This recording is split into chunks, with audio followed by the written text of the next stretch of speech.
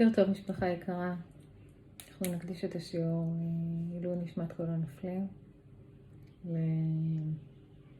להחזרת החטופים והשבויים שלנו, לשמירה על כל חיילי ישראל וכוחות הביטחון, הקדוש ברוך הוא יחזיר אותנו לשלום, ותיפול שערה מראשם, ועטרת ניצחון תעטרם, וידבר אסוננו תחתיהם. כמובן לזרע בר כהנא, לאפרת זהבית בדינה, ושלום עמנו ונסר לנו. בתניא אנחנו נעבור לפרק כ"ו,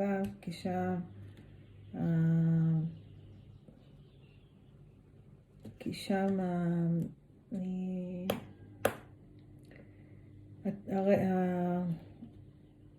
התניא נותן לנו כלים איך להתמודד עם דברים שיש לנו בחיים, וזה בדיוק מה שאנחנו צריכים עכשיו.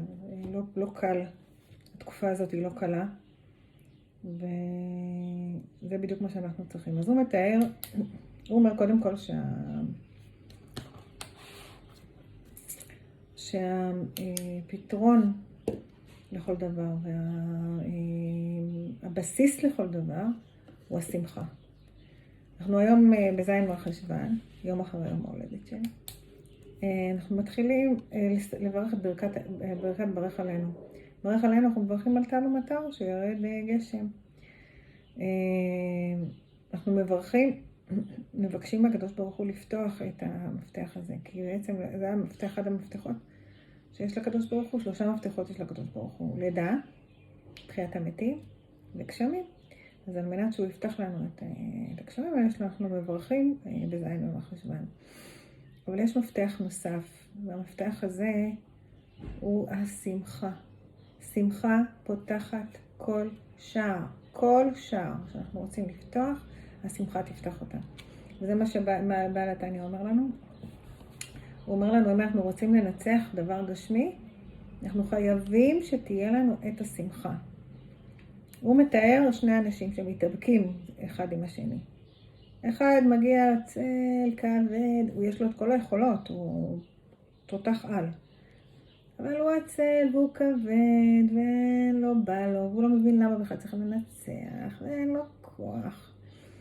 והשני, לא כל כך מוכשר כמוהו, אבל הוא מגיע בזריזות ובשמחה, הוא בפתיחת הלב, הוא מוטיבציה מאוד מאוד חזקה לנצח.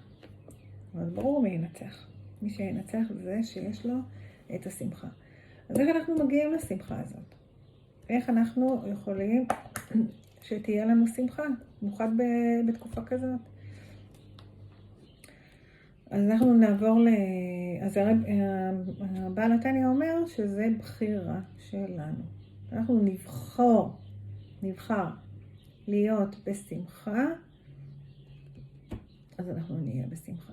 זה רק עניין של בחירה שלנו. בחירה שלנו לראות את הטוב ולהתאמץ להמשיך בה. אנחנו נעבור לפרשת השבוע, כי בפרשת השבוע שלנו יש הרבה חומר שיעזור לנו להגיע לשמחה. אז נוח, כתוב שהוא היה נוח, איש צדיק תמים היה בדורותיו. וחז"ל, רש"י אומר, שבדורותיו זה לרבותינו אומרים שזה לטובה, זאת אומרת שהוא בדור כזה שכולם היו רשעים וגזלנים והשם ישמור, הוא היה איש תמים. אז זה לטוב ולטובה, ויש כאלה שאומרים לא, בדורותיו יחסית לאלה שהם היו רשעים, אז הוא היה צדיק. אבל את רבותינו, רש"י כותב רק בשבח, לא בגנאי. אז הוא בעצם מלמד אותנו שעלינו לדון כל אדם לכף זכות. כל אדם לכף זכות. וברגע שאנחנו דנים אנשים לכף זכות, את היהודים, את אחינו לכף זכות, שם תהיה לנו שמחה. כי מה גורם לנו לא לשמוח?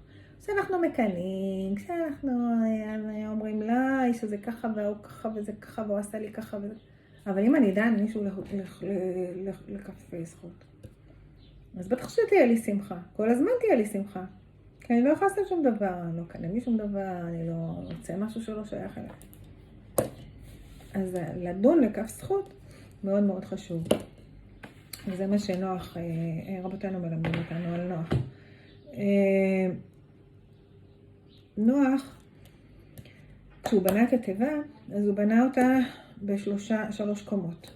אז אומרים שהיה בקומה הראשונה את נוח ובני משפחתו, בקומה השנייה בשביל כל בעלי החיים שהוא שם, בקומה השלישית בשביל השפעה. יש אומרים שבקומה השנייה דווקא היה נוח וכל בעלי החיים, ובראשונה היו בעלי החיים הטהורים, בראשונה היו הטמאים, ובשלישית הייתה השפעה. יש כאלה שאומרים, דווקא בשלישית היו החיים הטמאים. ומה זה חשוב? למה חז"ל מתארים לנו את התיבה, איך היא בנויה, מה ראשון, מה שני, מה שלישי? מאוד מאוד חשוב. התיבה הייתה פעם ראשונה שבנו כזאת תיבה. נוח לא ידע איך לבנות אותה. הקדוש ברוך הוא אמר לו תבנה תיבה, אבל לא אמר לו מה בדיוק לעשות. הוא אמר לו שיהיו שם את החיות, הוא אמר לו שאתה תהיה בני המשפחה שלנו. אבל לא היה צריך לתכנן את התיבה. אז מה הוא עשה? אז הוא בנה תיבה, שהיא חלק אחד יהיה מדורים, שיהיו כניסה של כל בעלי החיים. חלק אחד לעצמו. וחלק אחד שהוא חייב לשים את ההשפעה, כי אפשר לפתוח את התיבה. ברגע שאנחנו מתכננים דברים, נוח מלמד אותנו, ברגע שאנחנו נתכנן דברים, מה ראשון, מה שני, מה שלישי, מה יותר חשוב לנו, מן הסתם, אנחנו נעשה את הדברים שיותר חשובים לנו, דברים שיותר משמחים אותנו. וככה תבוא לנו השמחה. בפרשת לך לך, שבעזרת השם אנחנו נקרא בשבת הבאה, כתוב ברוך הוא אומר לאברהם, לך לך. לך לך לארצך, למולדתך, לבית אביך. אבל כשאנחנו ממשיכים לקרוא, מה אנחנו רואים? שהוא יורד מצרימה. מה זה לך לך? לך לך זה לא למשהו טוב? איך? אתה אומר לו לך לך, זה צריך להיות למקום טוב. לאן הוא הולך? הוא הולך למצרים. ושרה נלקחת לבית פרעה, ויש לו צרות, לא דברים טובים. אז זה יכול להיות. אז הרבי מלובביץ' אומר לנו, שדווקא כאן הירידה היא לצורך עלייה.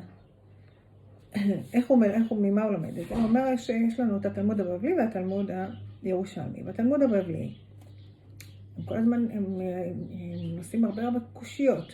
זה מקשה על זה, או מקשה על זה, ויש דיונים וזה, ורק בסוף הם מגיעים לתשובה. בתלמוד הירושלמי, הם מבררים קצת ומגיעים. ולכן, כשיש מחלוקת בין הירושלמי לבבלי, הולכים לפי הירושלמי דווקא. כי דווקא הירידה הזאת, היא חלק מהעלייה, כי ברגע שיורדים, הירידה נראית עצומה וגדולה, אבל העלייה היא גם הולכת להיות גדולה ועצומה ונשגבה. ומגיעים אליה לרמה מאוד מאוד גבוהה. זה מה שפרשת לך לך מלמדת אותנו. אני רוצה לסיים בקריאת חלק מהספר הזה, עד שליבך התנגן שאחותי אסנת קנתה לי, שבעצם אומר לנו איך אנחנו יכולים להיות שמחים. אנחנו רוצים להיות יפים. כל בן אדם רוצה להיות יפה, ואז הוא מתעצבן, גורם לו לצער. אבל בעצם מה זה עשה אותי יפה? עשה אותי מקובל על הבריות, עשה אותי נוח עם עצמי, תן בי אור, שיכבה את החושך שמתגנב אליי כל פעם. אנשים רוצים להיות עשירים, כשהם לא עשירים אז הם עצובים, לא? מה זה בעצם להיות עשיר? זה לא שיהיה לי הרבה כסף, אלא שיהיה לי בסיס יציב, שאני לא ארגיש נידף ברוח, שיהיה לי הישגים ואמונות. אנשים מבקשים, תן לי אהבה. מה זה אהבה? מי שאין לו אהבה, אין לי אהבה, אין לי זה, אין לי. נהיה עצוב. מה זה אהבה? אהבה היא בעצם לתת לי להרגיש שהבדידות ושליטתי. כיף להיות לבד לפעמים. כל אחד רוצה את השקט שלו לפעמים. אבל תן לי להרגיש שיש לפחות אדם אחד בעולם שמבין אותי, שמאשר אותי, שמכיר את כל הדברים שעדיין אני לא הצלחתי להכיר. תן לי להוליד ילדים, מולם אראה את עצמי סוף סוף, במתיקות. ונכדים, כמובן. עשה שיהיה לי מקום אחד שלא יהיה לי קר בו. חם, שיהיה לי חמימות, שיהיה לי בית. אנשים אומרים, תן לי לעזור לך. מה זה תן לי לעזור לך? תודה שאתה עוזר לי להרגיש שצריכים אותי. תן לי לזכות להרחיב את הגבולות שלי. ואנשים מבקשים, תן לי עבודה והגשמה ומימוש עצמי. למה? כי האור שלי מתפרץ בי להופיע. ובסוף המאמצים, תן לי את המנוחה. עשה שיהיה לי על מה לחלום. תן לי סיפוק. וכולנו מבקשים, תן לי ישועה. מה זה בעצם תן לי ישועה?